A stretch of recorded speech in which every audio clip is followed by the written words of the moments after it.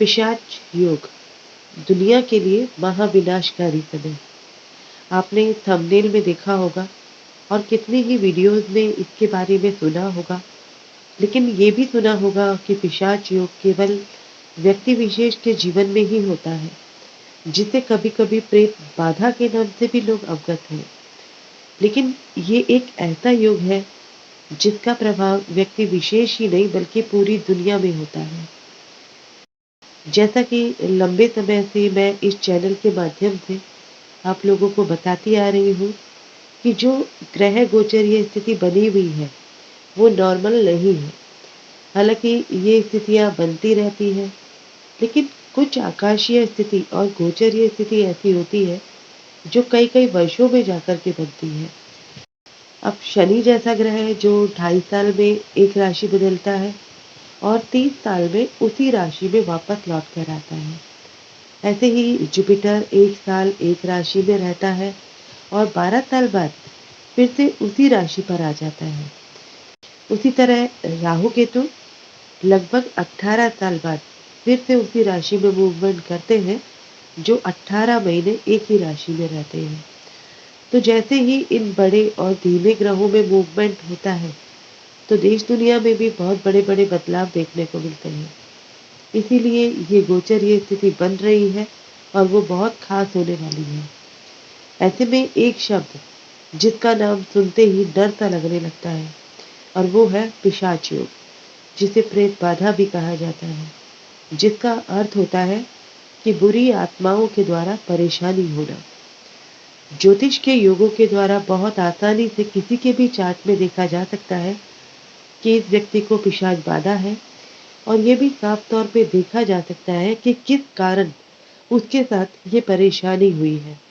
बहुत सारे दोषों का वर्णन पराशर जी ने अपनी होरा शास्त्र में किया हुआ है, जिसमें से कुछ नियम कहते हैं कि जब चंद्रमा अष्टम भाव में कमजोर अवस्था में हो और शनि के साथ हो, राहु और शनि साथ हो, ग्रहण की स्थिति हो, शनि मंगल और राहु का संबंध लग्न लग्नेश 4th हाउस 4th लॉर्ड के साथ हो और ये भाव एफ्लिक्टेड हो, तो ऐसे योगों के कारण नेगेटिविटी जल्दी ही एक्टिव हो जाती है। इसीलिए 2025 के लिए कहा जा रहा है कि इस साल नेगेटिविटी के एक्टिव होने का ये साल भी है। 3 लग्न कुंडली वालों को बहुत सावधानी रखने की जरूरत है।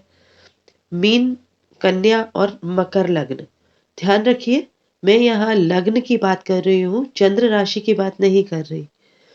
अभी आपने देखा होगा आकाश में 6 ग्रह एक लाइन में दिख रहे हैं, जो देश दुनिया में भी बहुत बड़ा प्रभाव छोड़ने वाले हैं। और इन ग्रहों में Jupiter, Venus, Saturn, Mars, Uranus और नेपच्यून है। धरती से हमें लगता है कि जैसे ये सारे ग्रह एक लाइन में खड़े हैं, लेकिन ऐसा नहीं है। यहाँ हर ग्रह अपनी ही कक्षा में है। इसके कारण फरवरी और मार्च के महीनों में मौसम के कारण फसलों को नुकसान भी होगा, जो मैंने अपनी लास्ट वीडियो में भी कहा था। भारत के कुछ शहरों में इसका असर देखने को मिलेगा, जिसमें मध्य प्रदेश, वेस्ट उत्तर प्रदेश, ईस्टर्न गुजरात और महाराष्ट्र में मौसम में आए अचानक बदलाव से ओलावृष्टि संभव है, जिससे वहां की फसलों को नुकसान होगा। मार्स और जुपिटर के ईस्ट डायरेक्शन में होने के कारण भारत के नॉर्थ ईस्ट एरियाज में कुछ कम्युनल रॉयज संभव है। कुछ हिंसक घटनाएं वहां पर घटित होने की भी पूरी संभावना है। और अभी आप लोग जानते हैं 29 मार्च को सप्तग्रही युति बनने वाली है मीन राशि में, तो आप ये अंदाजा लगा सकते हैं कि आने वाले उस समय की रूपरेखा बननी शुरू हो चुकी है। ये छोटी छोटी घटनाएं बड़े बड़े रूप में हमारे सामने आएंगी। जो 29 मार्च से लेकर 29 मई का समय है, उसमें ये पिशाच योग पूरी तरह से एक्टिव होगा, जब ये सभी ग्रह अपनी अपनी भूमिका में हमें नजर आएंगे। 25 फरवरी को मंगल मार्गी हो जाएंगे और 3 अप्रैल को अपनी नीच राशि में वापस आएंगे, जो मिथुन राशि में जाकर के वापस आएंगे और ये समय महाविनाशकारी महाकष्टकारी होगा।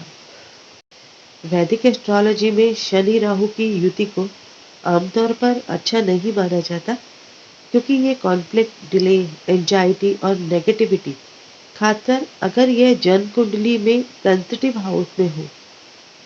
इस समय राहु और शनि की युति होगी, जिसके कारण राहु को और पावर मिलेगी। तो राहु अपनी पावर को और भी ज्यादा एक्सप्लोर करने की कोशिश करेगा, जिसके कारण देश दुनिया में त्राहिमाम होगा। हर तरफ परेशानी और तकलीफों के अलावा कुछ नजर नहीं आएगा। ये युति आध्यात्मिक स्थानों पर अराजकता पैदा करेगी और प्राकृतिक आपदाएं भी होने की पूरी संभावना है। इसके अलावा ये युति आर्थिक मंदी और शेयर बाजार में संभावित गिरावट जैसी बाधाएं लेकर आएगी।